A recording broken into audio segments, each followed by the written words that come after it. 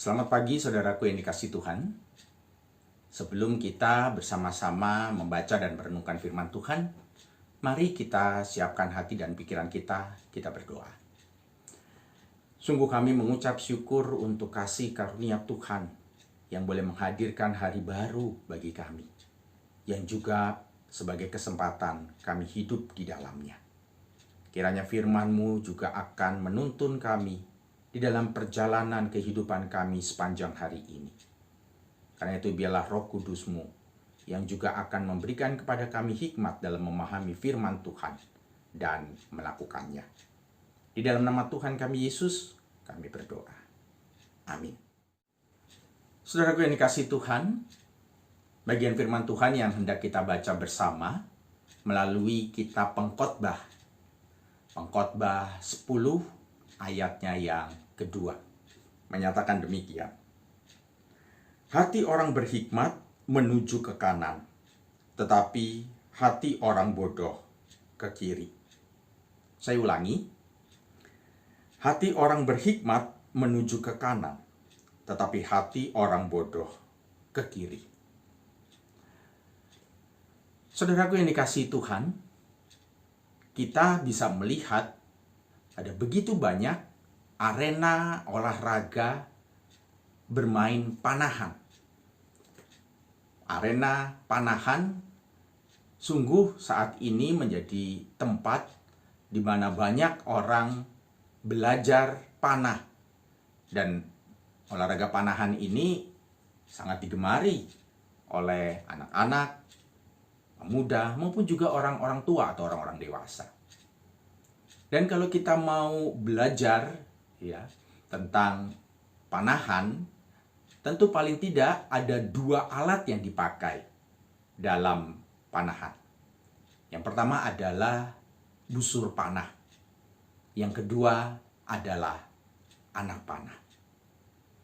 Nah, saudaraku yang dikasihi Tuhan, ibarat anak panah, hati kita itu adalah bagian bulu-bulu sayap yang ada di belakang dari anak panah. Apa sih sebetulnya fungsi dari bulu-bulu pada anak panah tersebut atau bagian sirip di belakangnya?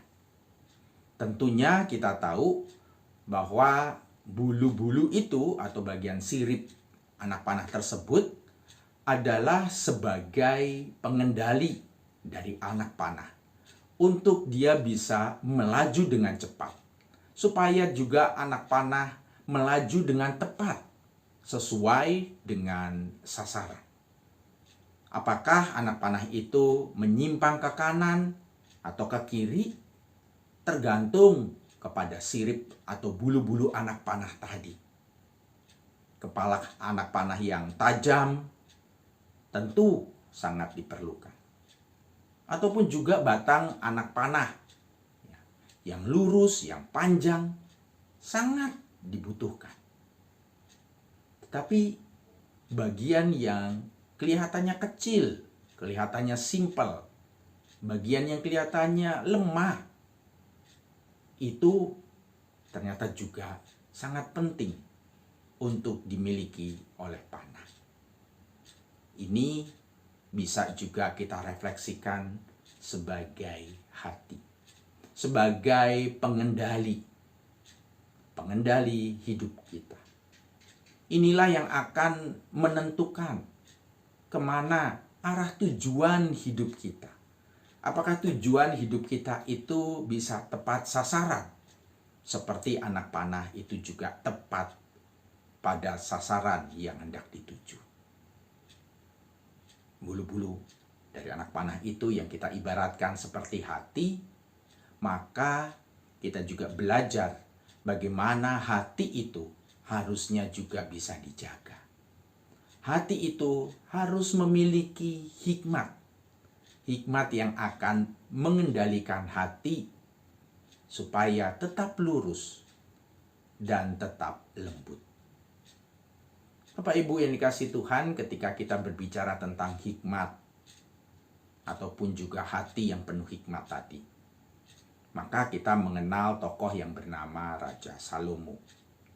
Raja Salomo adalah seorang raja yang paham untuk menimbang perkara yang baik, memisahkannya perkara yang baik dengan perkara yang jahat.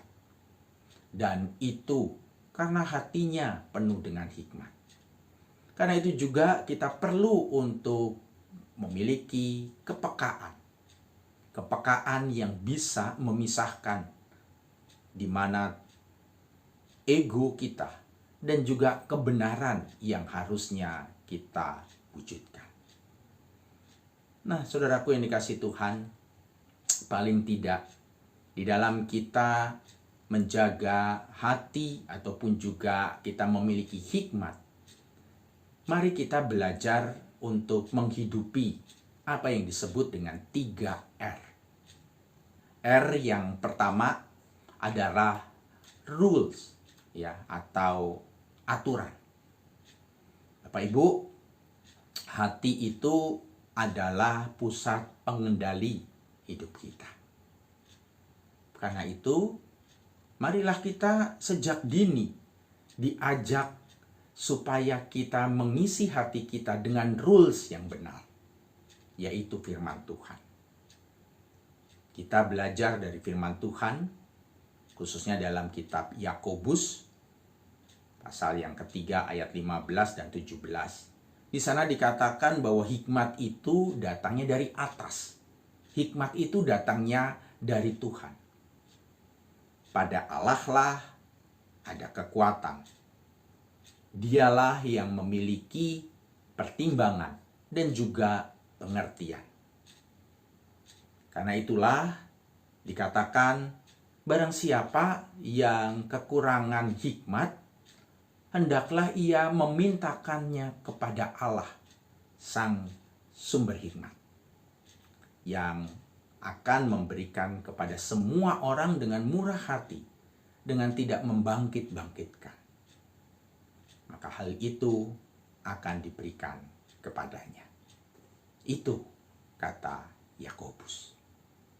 R yang kedua, kita akan mengenal apa itu roles. Hati itu perlu untuk dilatih. Karena itu menjadi sebuah peranan yang penting dalam kehidupan. Bukan hanya untuk pribadi ataupun juga untuk keluarga kita. Tetapi juga ketika kita ada di dalam masyarakat kita. Kita ada di dalam negara kita. Sayangnya ketika kita berhadapan dengan masyarakat ataupun juga negara, kita seringkali acuh tak acuh. Kita seringkali tidak peduli kepada persoalan-persoalan yang ada di sekeliling kita atau dalam skala besar yang ada di negara kita. Bahkan seringkali kita menganggap bahwa urusan kehidupan bersama termasuk bernegara itu bukan urusan kita. Itu urusan yang lebih luas, lebih besar. Kita tidak bermain di situ. Bapak Ibu, hal itu adalah salah. Kalau kita sering menganggap demikian, biasanya hal itu terjadi karena kita jarang melatih hati kita untuk kita peduli, untuk kita berbela rasa kepada orang lain, kepada orang lain yang ada di sekitar kita, khususnya di masyarakat kita, atau lebih besar lagi terhadap bangsa dan negara kita. Seringkali kita merasa bahwa persoalan bangsa itu terlalu besar untuk kita campuri. Padahal di sanalah kita dipanggil oleh Tuhan. Yeremia 29 ayat 7 mengatakan, usahakanlah kesejahteraan kota di mana kamu aku buang, dan berdoalah untuk kota itu kepada Tuhan. Sebab kesejahteraannya adalah kesejahteraanmu. Nah, Bapak Ibu yang dikasihi Tuhan, bagaimana cara kita supaya kita bisa mengupayakan kesejahteraan kota kita atau kesejahteraan bangsa negara kita? Jikalau kita tidak mengambil peranan, jika kita tidak menjadi role model dalam peran yang Tuhan khususkan bagi kita, supaya kita tulus ambil bagian di dalamnya. R yang ketiga, saudara-saudaraku. R yang ketiga adalah relationship. Hati yang benar, hati yang murni, perlu dijaga dengan relasi yang baik. Relasi kepada Tuhan dan juga relasi kepada sesama. Karena itu perlulah kita memiliki bahasa yang baik. Bahasa ini tidak cuman kata-kata saja, tetapi bahasa hati atau bahasa sikap, bahasa kehidupan. Baik kita kepada sesama kita, ataupun juga kepada Tuhan sendiri. Mari kita membangun bahasa kasih, bahasa relasi itu, yaitu bahasa yang menghidupkan, bukan dengan relasi yang ketakutan, bukan dengan relasi yang curiga, ataupun juga relasi yang menebar ancaman.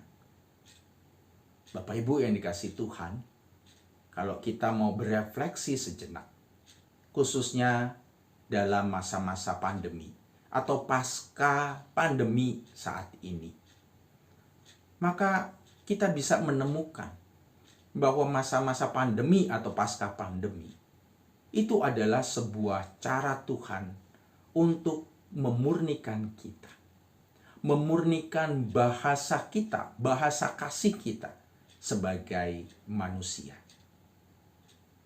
Dalam wajah kerentanan, dalam wajah kerapuhan yang dimiliki oleh manusia, maka kita menyadari bahwa manusia membutuhkan kehadiran sesamanya. Saat ini mungkin kita diajarkan supaya kita punya solidaritas. Solidaritas sebagai sesama manusia, solidaritas sebagai anak bangsa. Dan di dalamnya kita diajar untuk memiliki relationship, yaitu bahasa kasih yang Tuhan sudah berikan. Supaya dengan bahasa kasih itu kita bisa menjangkau banyak orang tanpa membeda-bedakan kelompok, baik itu agama, suku, ras, ataupun juga golongan, termasuk mungkin juga partai. Karena itu, Bapak Ibu yang dikasihi Tuhan, marilah kita belajar untuk terus mengasah dalam melakukan prinsip 3R tadi. Rules, role, maupun juga relationship. Karena 3R tadi akan menolong kita supaya kita memiliki hikmat yang lembut seperti bulu anak panah tadi. Supaya kita juga bisa mengarahkan dan juga mengendalikan dengan benar kehidupan yang kita jalani. Dan supaya hidup kita menjadi orang-orang yang berdampak sebagai manusia-manusia yang Tuhan hadirkan, khususnya di Indonesia. Tuhan Yesus memberkati kita. Mari kita satu dalam doa. Kami mengucap syukur ya Tuhan, kami diajarkan untuk senantiasa belajar mengendalikan peka terhadap hati kami. Tuhan tolonglah supaya hati kami bisa terus murni, tulus, khususnya juga di dalam kami berelasi dengan sesama. Sehingga maksud Tuhan boleh tercapai dalam hidup kami. Terima kasih Bapa, dalam nama Tuhan kami Yesus kami berdoa.